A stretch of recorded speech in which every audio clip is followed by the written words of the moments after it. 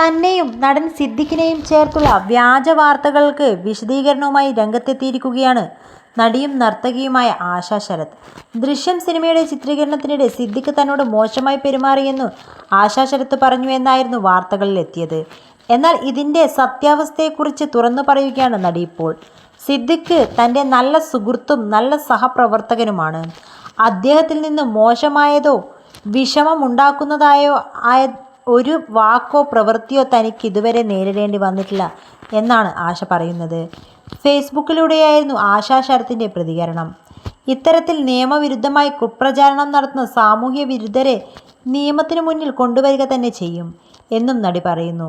ഇപ്പോൾ ചർച്ചാ വിഷയമായിരിക്കുന്ന സിനിമാ രംഗത്തെ പ്രശ്നങ്ങളുമായി ബന്ധപ്പെട്ട് എൻ്റെ പേര് പരാമർശിച്ചത് കണ്ടതുകൊണ്ടാണ് ഈ കുറിപ്പ് എഴുതുന്നത്. അതിൻ്റെ സത്യാവസ്ഥ എല്ലാവരെയും അറിയിക്കാൻ ഞാൻ ആഗ്രഹിക്കുന്നു. ശ്രീ സിദ്ദിഖ് ദൃശ്യം സിനിമയുടെ ചിത്രീകരണ വേളയിൽ എന്നോട് മോശമായി പെരുമാറി എന്നൊരു പ്രചാരണം ചിലർ എൻ്റെ ശ്രദ്ധയിൽപ്പെടുത്തിയിട്ടുണ്ടായിരുന്നു.